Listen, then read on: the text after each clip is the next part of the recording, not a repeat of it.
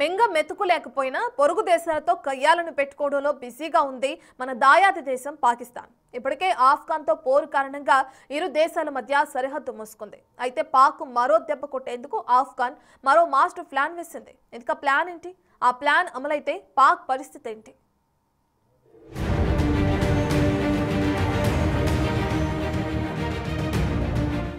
పాకిస్తాన్, ఆఫ్ఘనిస్తాన్ మధ్య ప్రస్తుతం పచ్చగడ్డి వేస్తే బగ్గుమనే పరిస్థితి ఉంది. పరస్పర దాడులు, ఆరోపణలు, పోస్టుల ధ్వంసం, ఎయిర్, డ్రోన్ స్ట్రైక్స్ తో నిన్న మొన్నటి వరకు తీవ్ర ఉద్రిక్తతలు పెంచిన ఈ ఇరు దేశాలు ఖతర్ మధ్యవర్తిత్వంతో చల్లబడ్డాయి. ఈ దాడుల కారణంగా ఈ నెల 11 నుంచి ఇరు దేశాల మధ్య సరిహద్దులు మూతపడ్డాయి. అంతేకాదు పాక్ షాక్ ఇచ్చేందుకు మరో సంచలన నిర్ణయం తీసుకుంది ఆఫ్ఘనిస్తాన్లోని తాలిబాన్ ప్రభుత్వం.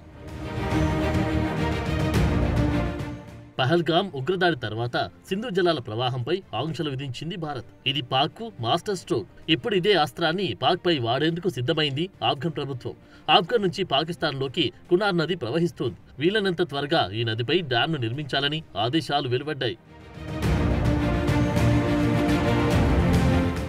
హిందూకుష్ పర్వతాల నుంచి ప్రారంభమయ్యే కునార్ నదీ ప్రవాహం 480 కిలోమీటర్ల దూరం ప్రవహిస్తోంది. పాకిస్తాన్లోని ఖైబర్ పఖ్తుంఖ్వా ప్రావిన్స్ లోకి ప్రవహిస్తోంది. ఆ తర్వాత జలాలాబాద్ లో కాబుల్ నదిలో కలుస్తోంది. ఆ తర్వాత కాబుల్ నది ఇండస్ నదిలో కలుస్తోంది. సో కునార్ నదిలో ప్రవాహాన్ని నిలిపివేస్తే దాని ప్రభావం పాక్ పై గట్టిగానే ఉంటుంది.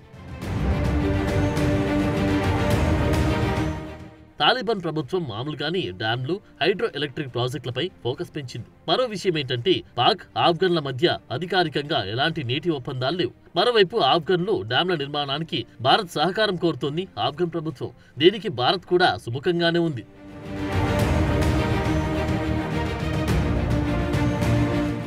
నదీ ప్రవాహం మాత్రమే కాదు, సరిహద్దుల మూసివేత ఎఫెక్ట్ కూడా ఇరు దేశాలపై పడింది. నిజానికి ఇరు దేశాల మధ్య పండ్లు, కూరగాయలు, ఖనిజాలు, ఔషధాలు, గోధుమలు, బియ్యం, చక్కెర ఇలా అనేక వ్యాపారాలు జరుగుతున్నాయి. ఇప్పటికే పాక్లో టమాటా ధర కిలోకి 600 పాకిస్తానీ రూపాయలకు చేరినట్టు తెలుస్తోంది. అంతేకాదు ఆఫ్ఘన్ నుంచి ఆపిల్ దిగుమతులు నిలిచిపోవడంతో వాటి ధరలు కూడా భారీగా పెరిగాయి. సరిహద్దు మూసివేత కారణంగా రోజుకు 8 కోట్ల వరకు నష్టం వాటిల్తున్నట్టు తెలుస్తోంది.